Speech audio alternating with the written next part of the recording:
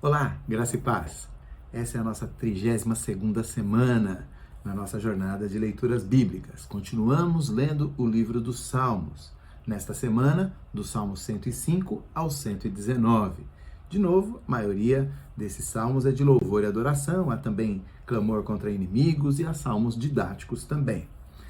Nesse finalzinho do livro dos Salmos vai predominando mais o louvor e a adoração. A gente vai percebendo isso com clareza. Os meus destaques aqui vão para alguns salmos que fazem a recordação da história do povo de Deus e dos feitos de Deus na vida desse povo. Então, aqui na nossa leitura, o Salmo 105 faz isso, o Salmo 106 e o 107 também, uma sequência de salmos, digamos assim, históricos. Mas é claro, ele reconta a história de uma maneira poética, trazendo então para o coração do seu povo a recordação, né? A música ajuda a gravar, né? Os professores de cursinho descobriram esse recurso didático há muito tempo, né? E eles usam a música para ajudar os alunos a fixar as lições. O salmista está fazendo a mesma coisa com o seu povo, né?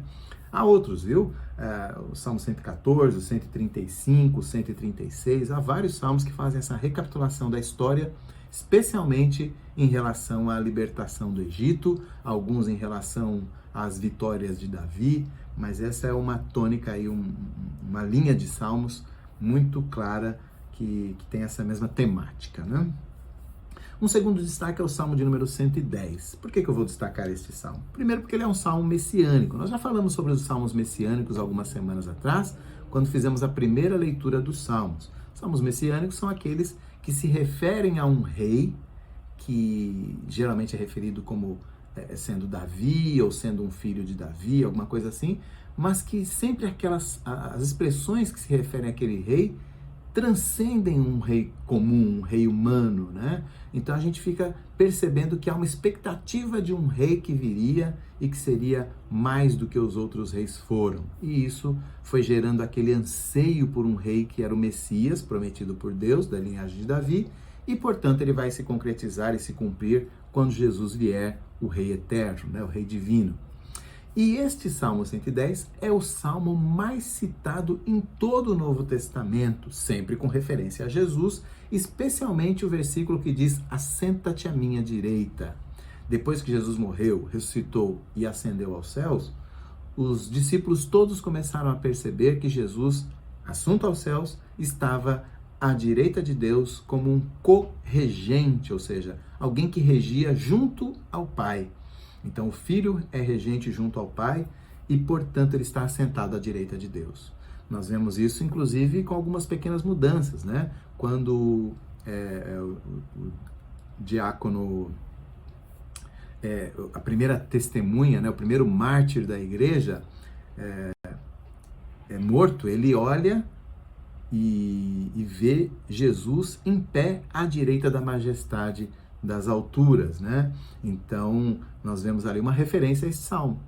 Ele está fazendo uma referência indireta ali, dizendo não que Jesus está sentado, mas que Jesus está em pé, como se ele estivesse ali recepcionando, né, a sua primeira testemunha a ser morto por causa do Evangelho.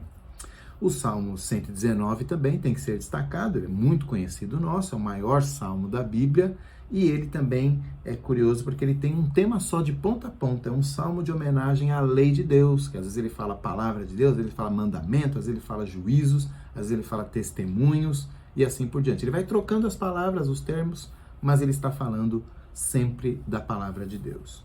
E ele é um salmo acróstico, não é o único, tá? Há outros salmos acrósticos que também fazem o mesmo trabalho, ou seja, o que é um salmo acróstico? Cada versículo começa com uma letra do alfabeto hebraico, geralmente na ordem, né? Então começa lá com Aleph, Bet e assim por diante.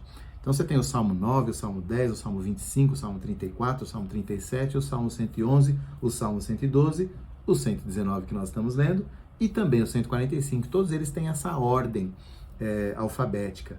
Mas o Salmo 119 se destaca porque a cada letra do alfabeto, o salmista, o poeta, escreve 8 versículos com a mesma inicial em hebraico. Claro, com a tradução a gente perde essa capacidade de encontrar, né, essa arte, né, essa técnica de que a mesma letra está iniciando 8 versículos na sequência, depois a próxima letra do alfabeto hebraico, até o final. Então, 22 letras no alfabeto hebraico, vezes 8 versículos com cada uma das letras, né, iniciais, nós temos aí o maior salmo da Bíblia, né?